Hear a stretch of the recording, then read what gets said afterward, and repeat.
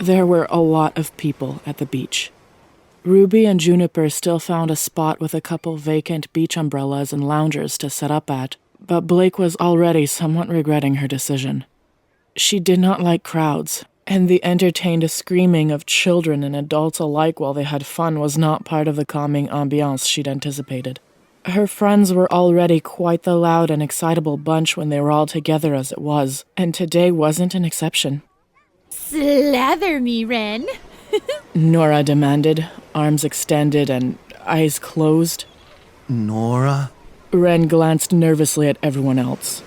This caused Yang to smirk and giggle, and she leaned over towards Pyrrha to say, She definitely screams that in bed to him. Hurry, or else I'll liquefy. Pyrrha slapped her hand over her mouth, somehow looking both amused and horrified. I wouldn't know. Uh-huh. Ew. Ruby made a face while extending a bottle of sunscreen at Yang. Help me put this on instead of being perverted. Yang laughed an apology and went over to help her sister. Blake had sat down on the edge of one of the loungers, and she could only share a fond eye roll with Weiss at their friends' antics. Out of habit, out of mild anxiety, she then gave the beach another cursory scan. She couldn't see very many faunus. A family over there. The parents had horns, the two children had tails. Was it Blake's imagination, or were they being given a wide berth by the humans nearby? And what about those two friends in the distance playing frisbee? Had one of them just received a look of disgust as he jumped exceptionally high to catch the disc? Blake's own cat ears reflexively strained against her bow, wanting to flatten. After the attack on Beacon, there had been awful backlash against the faunus, especially in Vale. A lot of humans didn't make the difference between members of the White Fang and just regular people trying to live their lives. Because sometimes there was no difference.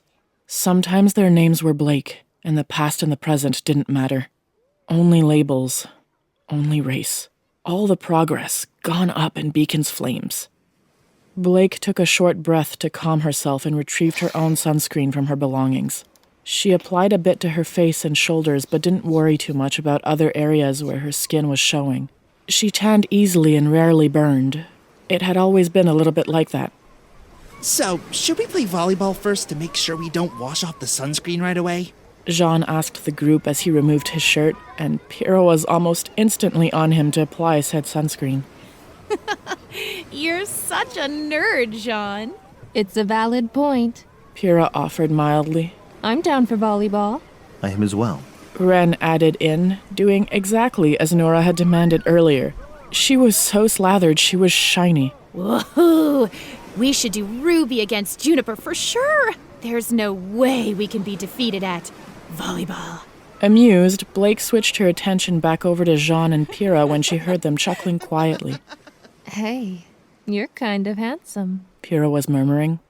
And Blake watched them. How careful Pyrrha was in the way she rubbed lotion on her boyfriend's cheeks so she wouldn't get any in his eyes. And how Jean looked at her, adoration in the sparkling of his gaze. And how easily they smiled at each other. How comfortable they were being so close. And how Jean could only stammer in reply. Well, hey, you're really pretty. It made Pyrrha giggle again. They were like the picture-perfect couple, standing together like lovebirds in the sun.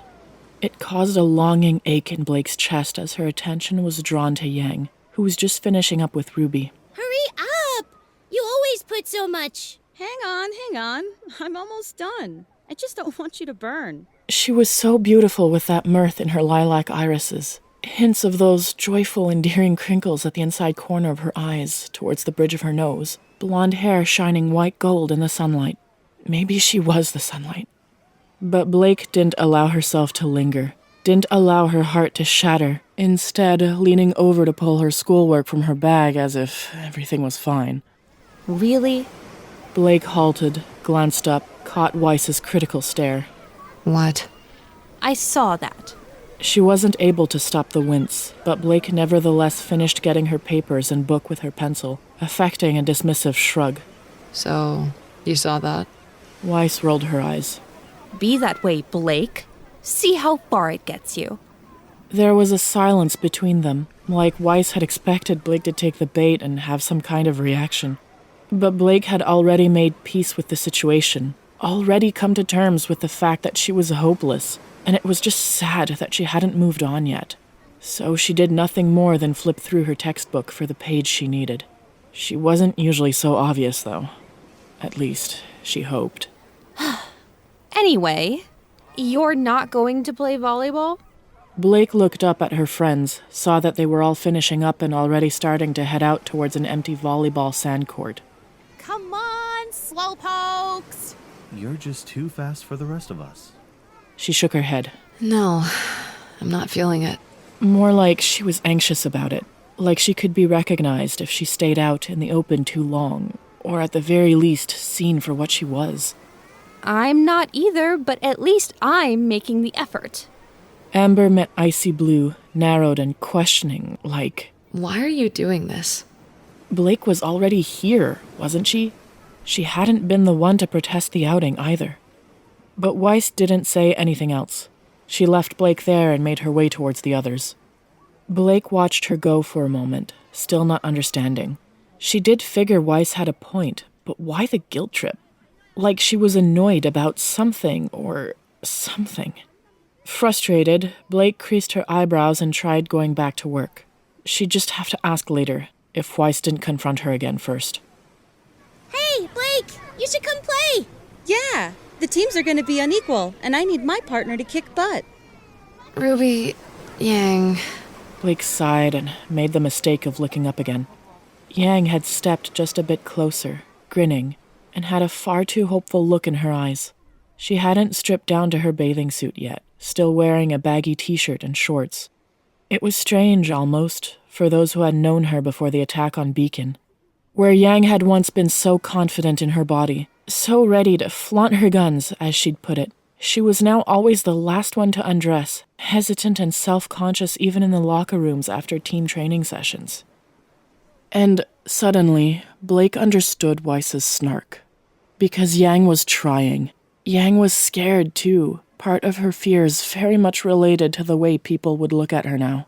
And maybe she didn't put herself on display like she used to, but she didn't hide completely, didn't stop herself from living. Guilt gnawed through Blake, that she even needed Weiss for the reminder that she didn't just naturally support Yang in a heartbeat. But seeing how happy it would make Yang if Blake said yes had the fondness closing her textbook and putting everything away. I'll play one game. She could at least do that, before the pressure became too much, before the anxiety of it made her sick. Heck yeah! Yang beamed, and they made their way towards the volleyball court together with RWBY racing on ahead of them. Let's go!